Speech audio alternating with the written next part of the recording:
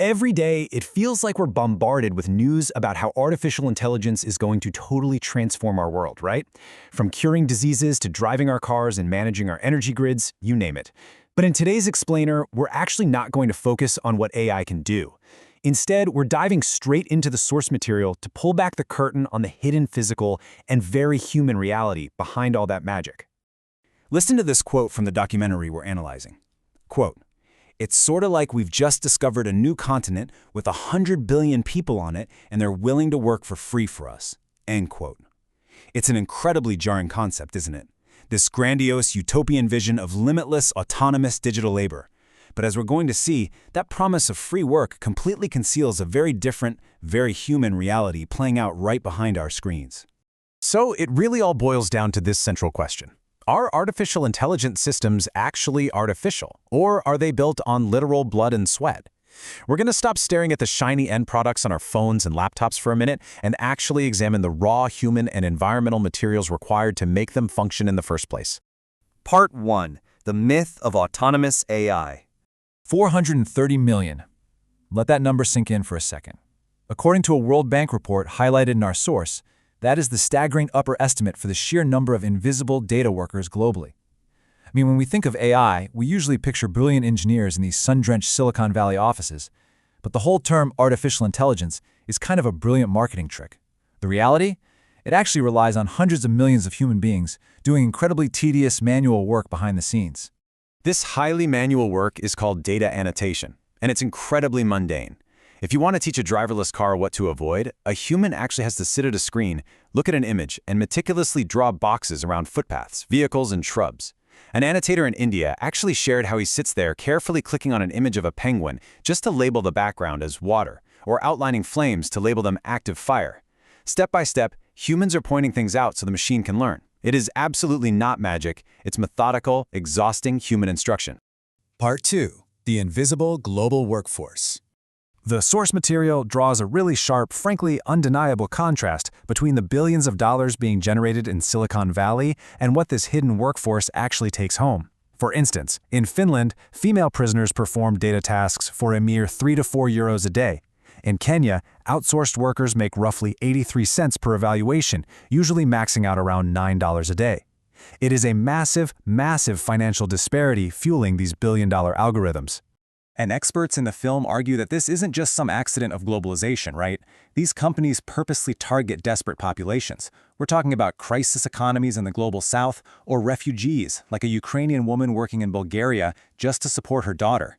It's highlighted as an intentional design choice to set up shop in regions with high unemployment and weak labor rights, basically paying just enough for basic survival, but never quite enough to actually escape poverty. Part 3. Moderating the Unthinkable. Okay, to really understand this next part, we have to grasp a core technical necessity of AI training. To build something like a helpful chatbot, you have to teach it two distinct things. First, how to imitate helpful human behavior, like politely answering a question about pianos. But secondly, and honestly much more dangerously, the system has to learn what not to imitate. It has to figure out how to identify and filter out violence, abuse, and literally the darkest corners of the internet. And here's the catch. To recognize that toxicity, it has to be fed that toxicity. Which brings us to a deeply grim reality. Outsourced workers, primarily located in Kenya, were required to review data sets sent over by major AI companies that were almost entirely, like up to 99.9% toxic. Their day-to-day job was to watch videos depicting murder, child abuse, and intense real-world violence. They act as the manual cleanup crew, sorting through the absolute worst internet garbage just so the final AI product exported back to us is perfectly safe, polite, and sanitized. As you can imagine, the human toll here is absolutely profound. A former content moderator in Kenya shared that the constant exposure to graphic corpses and abuse led to severe anxiety, insomnia, and depression. She noted that many of her colleagues and friends are battling with lasting PTSD. The pristine, clean AI we use every day, it is directly paid for by their psychological trauma. Yet we rarely ever hear these stories. Why is that? Well, the lengths these companies go to in order to maintain secrecy are frankly astounding. Workers are bound by incredibly strict non-disclosure agreements, facing severe legal threats if they even think about speaking out. They're physically secluded, sometimes literally forbidden to tell their own families what they do all day. And crucially, if they attempt to unionize to demand better conditions, they face immediate termination. It is a highly secretive environment. Part 4. The environmental toll. We also have to remember that AI isn't just software. It is heavily physical. To build the infrastructure for artificial intelligence, gargantuan quantities of natural resources literally have to be ripped from the earth. We are talking about intensive mineral extraction here. Copper, gold, cobalt, lithium, and rare earth metals like neodymium.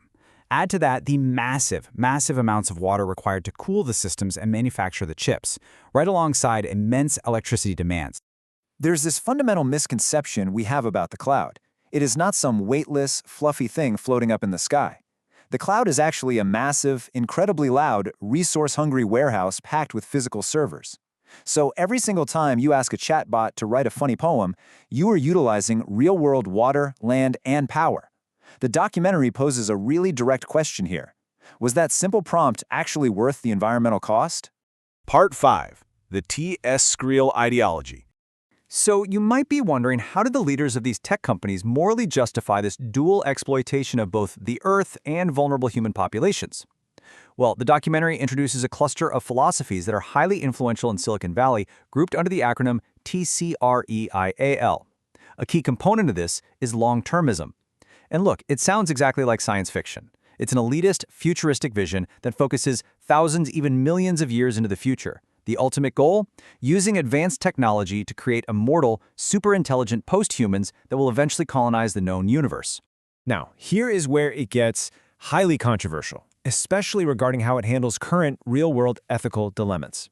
Because their focus is on this sprawling, multi-galactic utopia for trillions of future beings, any suffering happening right now, like the exploitation of workers in the global south or massive environmental degradation, is basically mathematically dismissed.